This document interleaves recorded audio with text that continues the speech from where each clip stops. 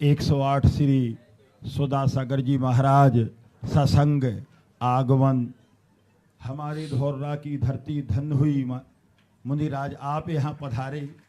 हमें तो ऐसा लगता है जैसे हमारे जीवन के कोई मनोरथ पूर्ण हो गए हैं।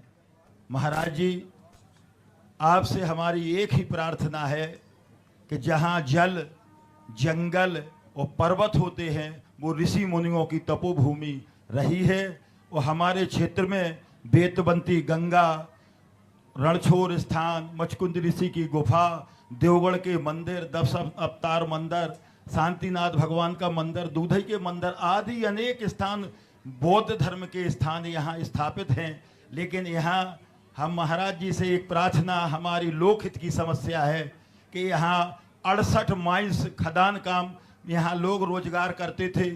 शासन ने कुछ ऐसी नीतियाँ बदली कि लोग रोजगार से छूट गए। गांव के गांव लोग खाली होके पलायन महाराज कर गए हैं। गांव में वृद्ध रह गए, बूढ़े रह गए और मवेशी रह गए हैं। तो मैं आपसे प्रार्थना करूंगा कि आपके सत्संग के साथ संपूर्ण भारतवर्ष के कुबेर आपके पास चल रहे हैं।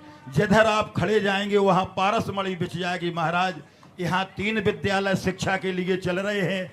इंटर कॉलेज, दूसरा अटल आवासीय विद्यालय, तीसरा इंटर कॉलेज। हर वर्ष 300 बच्चे इंटर कॉलेज से अध्ययन रथ के लिए पास होकर निकलते हैं। महाराज जी, यहाँ 40-50 किलोमीटर के दायरे में कोई भी डिग्री कॉलेज, कोई भी पॉलिटेक्निक ITI कॉलेज महाराज नहीं है। हमारी आपसे विनती है कि इन कुबेरों से आप एक ऐसा संदेश पहुंचाएं कि जहाँ शिक्षा का स्तर सुधा सागर के नाम से हमारे यहाँ एक महाविद्यालय महाराज जी खुल जाए, और हमारा धन होगा कि हम इस पुनीत कार्य के साक्षी बनेंगे महाराज। और दूसरा, संपूर्ण भारतवर्ष में तमाम उद्योगपति आपके शिष्य हैं। जिसको भी आप थोड़ा सा भी अगर आपका मन को लोग जान लेंगे तो कोई उद्योग धंधे फैक्ट्री यहाँ खुल जाएगी, तो यहाँ के लोगों को महाराज जी रोजगार मिलेगा।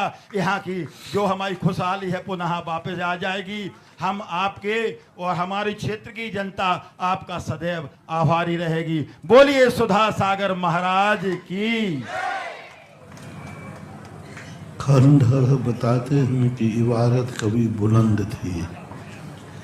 इस एरिया के खंडहरों को देख के लगता है कि जो प्रधान जी कह रहे हैं उससे भी कई गुनी समृद्धि यहाँ किसी समय पर थी।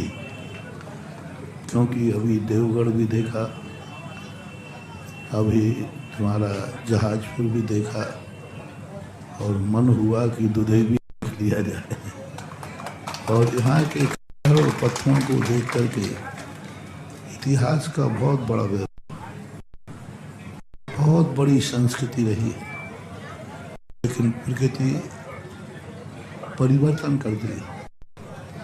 हर 500 साल के बाद प्रकृति स्थान को स्थानांतरित करती, क्योंकि उसको भी श्वास चाहिए, उसको उर्वरा चाहिए। जहाँ पर लोग बसते हैं वह भूमि धीरे धीरे एनर्जी खो देती। तो प्रकृति 500 साल के अंदर अंदर किसी स्थान को वीरान से आबाद से वीरान करती है। ये प्रकृति के प्रोसेस में है, और उसके परिणाम को कभी उजाड़ नाम देते हैं, उसको कोई दूसरा नाम देते हैं, लेकिन ये प्रकृति का सिद्धांत है। क्योंकि इसके बिना वो प्रकृति ऊर्जावान नहीं हो गई।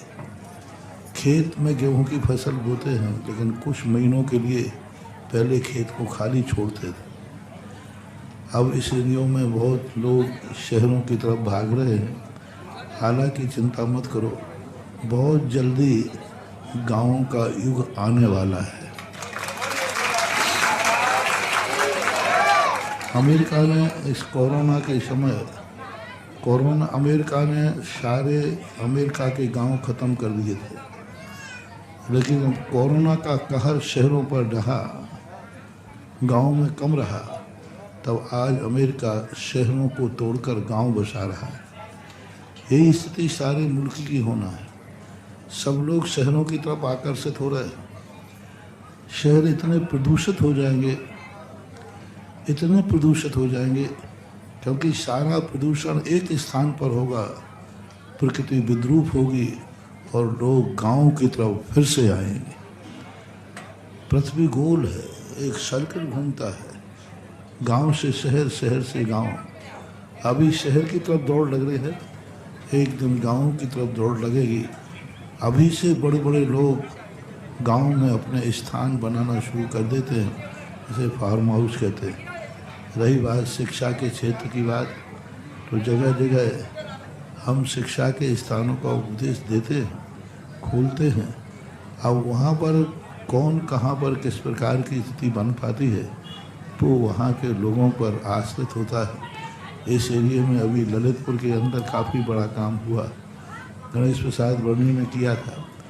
अब ये क्षेत्र धीरे धीरे आबाद हों, जैसे अभी जहाजपुर आपका आबाद हो रहा है, यदि यही आबादी, क्योंकि भारत देश की दो नीतियां रही हैं। भारत देश धर्म के पीछे समाज चलती है, समाज के पीछे धर्म नहीं चलता। तो धर्म के आयतन बनेंगे तो नियम से एक दिन यहाँ विद्यालय और अस्पताल भी बनेगा, क्योंकि हमने आपके भारत, आप लोगों का मानस पढ़ लिया है। आप लोगों का मानस क्या है, सभी का, जैन जन का, कि धर्म के साथ आप कुछ भी करा लो, पहले धर्म बाद में कर्म। तो जैसे राजस्थान में अभी मैं गया, जहाँ भी पहले मैंने उनको कहा, मैंने क्या चाहते, बोले धर्म। मैंने कहा चलो भाई, तुम्हारा धर्म का काम हो जाएगा फिर करोगे, फिर तो आप जो कहोगे तो करूँगा। तो पहले धर्म का काम करा दिया, फिर बाद में बड़े बड़े विद्यालय और हॉस्पिटल भी खुलवा दिए। तो अभी धीरे धीरे स्थान जहाजपुर में शुरू हुआ है। हो सकता है एक दिन यही आपकी आवाज़ एक दिन काम कर जाए और एक दिन वह भी कार्य हो जाए जो आप चाह रहे हैं। औरों को जो भी मिला अपने मुकद्दर से मिला, पर मुझे तो मेरा मुकद्दर भी तेरे दर से मिला। और आज तो धौर्रा वालों का क्या नसीब जागा है कि मुकद्दर के सिकंदर खुद चल के आपके गांव में पधारे हैं। और वास्तविकता में भगवान के पास आके भगवान से मांगा नहीं जाता, अरे आज तो भगवान खुद चल करके आपके नगर में आ गए हैं। अब आपके सारे मनोरथ अपने आप पूर्ण हो जाएंगे।